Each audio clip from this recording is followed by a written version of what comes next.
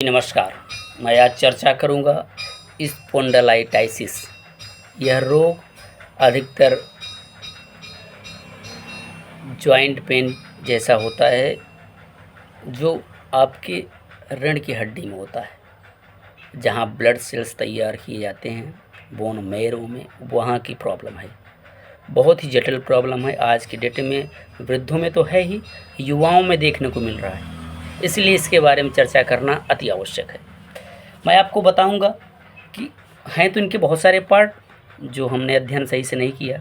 जो अध्ययन किया आपको शॉर्टली आपको हम बताएंगे, कम समय में अधिक जानकारी। तो जो स्पॉन्डिलाइटिस जो है वो पुरुषों में अधिकतर स्केलेटन स्पॉन्डिलाइटिस होता है और महिलाओं में लंबर स्पॉन्डिलाइटिस।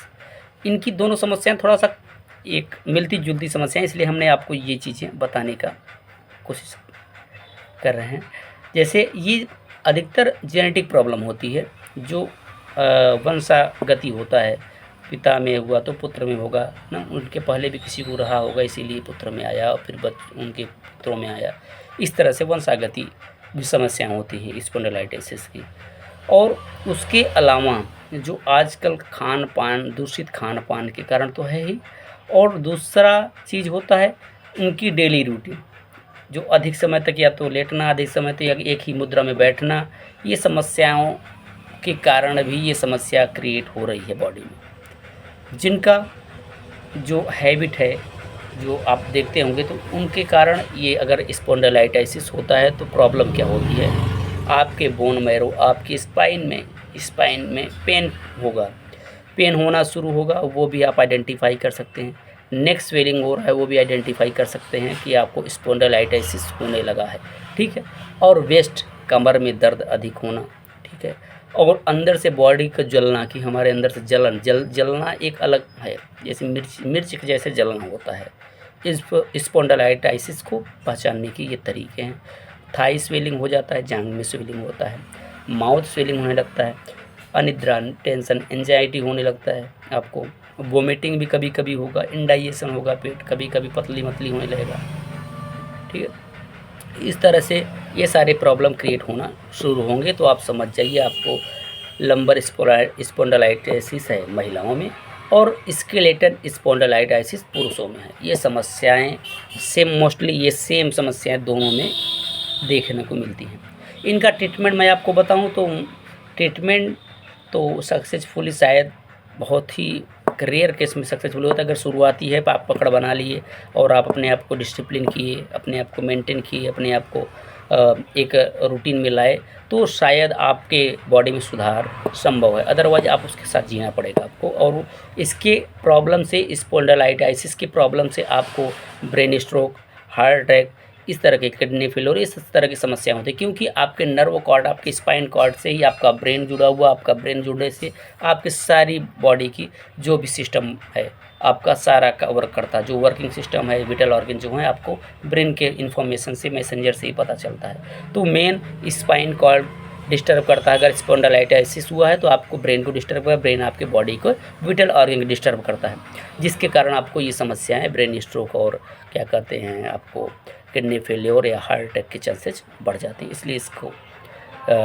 बहुत ही क्रिटिकल कंडीशन भी मान के आप उसको केयर करिए, अपने आपको केयर करने की कोशिश करिए। इसका ट्रीटमेंट आपको हम बताएं। ट्रीटमेंट क्या है? ट्रीटमेंट इसमें मोस्टली सबसे पहले आप एक्सरसाइज करना शुरू करिए। एक्सरसाइज भी मस्ट फॉर योर हेल्थ, वो तो आपको भी पता है ना। लेकिन एक्सरसाइज से अगर ठीक नहीं हो रहा है तो आप फिजियोथेरेपी लीजिए। इसके लिए स्पॉन्डिलाइटिस अगर ठीक करना है, महिलाओं में हम आपको बताएं कि लंबर स्पॉन्डिलाइटिस होता है, उनको भी एक्सरसाइज करना चाहिए। ऐसे एक्सरसाइज करें जिससे बॉडी को तकलीफ ना हो। उस तरह की एक्सरसाइज, कोई भी एक्सरसाइज करिए आप, बॉडी को तकलीफ ना, क्योंकि आप कोई भी अंग हिलाएंगे तो कहीं ना कहीं आपके बोन मैरो, रीढ़ की हड्डी को भी कहीं ना कहीं रिलैक्स मिलेगा। इसलिए आप कोई भी एक्सरसाइज करिए। मैं आपको ये नहीं कहूँगा कि आप वज्रासन ही करो, आप मुर्दासन ही करो, आप ये आसन करो, नहीं। आप कोई भी आसन करिए, आपको रिलैक्स देगा आपके बॉडी को। क्योंकि ये जो छल्ले होते हैं रीढ़ की हड्डी के, जैसे आपके प्यूबिक, जो एनस के मल के रास्ते के ऊपर की हड्डी होती है, उसको बोलते हैं प्यूबिक। प्यूबिक के ऊपर की हड्डी जो होती है, वो जो छल्ले बने होते हैं रीढ़ की हड्डी में, वही डिस्टर्ब होता है तो लंबर स्पॉन्डिलाइटिस शुरू होता है। और आपको स्केलेटल, अगर पुरुषों में स्केलेटन स्पॉन्डिलाइटिस होता है तो उनको रीढ़ जो आपके होता है नेक के जस्ट नीचे जो रीढ़ की हड्डी होती है वहाँ पे डिस्टर्ब होना, मतलब छल्ले अपनी जगह या तो छोड़ देते हैं या तो मुंह पे जो एक जेली लगा होता है उन छल्लों को जोड़ने का काम करता है, वो जेली कहीं ना कहीं फ्यूज हुई रहती है जिसके कारण इस प्रॉब्लम क्रिएट होती है बॉडी, या फिर नर्व के साइज कहीं ना कहीं बढ़ जाते हैं जिसके कारण सारे न्यूरॉन्स डिस्टर्ब होना शुरू हो जाते हैं और ना आपको नींद आएगी ना आपको बॉडी फिट रहेगी, आपको दुबले पतले होते जाएंगे दिन पे दिन और आपके ब्लड सेल्स चलेंगे डिस्टर्ब होंगे, कम ब्लड सेल्स बनेंगे और आपको एनीमिया होने का खतरा होने लगेगा। उसके कारण आपको कई सारी प्रॉब्लम होने लगती है, धीमे धीमे धीमे धीमे उनके पेनफुल हो रहेगा तो ऑटोमेटिक सारी बॉडी डिस्टर्ब रहेगी। तो हम आपको ट्रीटमेंट फिजियोथेरेपी से भी आप ठीक हो सकते हैं। और इस पे भी अगर ना सही हो तो आप मेडिसिन किसी अच्छे स्पाइन स्पेशलिस्ट को दिखाएं। एमबीबीएस तो हो ही, एमबीबीएस के अलावा एमडी या एमएस स्पाइन से स्पेशलिस्ट हो, उससे सजेशन लेकर ही ट्रीटमेंट मेडिसिन आप इनटेक करें। और इसके अलावा अगर आप इसमें भी अगर लंबर स्पॉन्डिलाइटिस का ट्रीटमेंट अगर आपका सही नहीं समझ में आ रहा है या ठीक नहीं हो रहा है, आराम बिल्कुल नहीं लग रहा है, तो आपका लास्ट चांस होता है सर्जरी का, अगर डॉक्टर कंफर्टेबल हो उसमें कि हाँ इसमें सर्जरी सक्सेस, तो अदरवाइज आपको इसके साथ जीना होता है। धन्यवाद।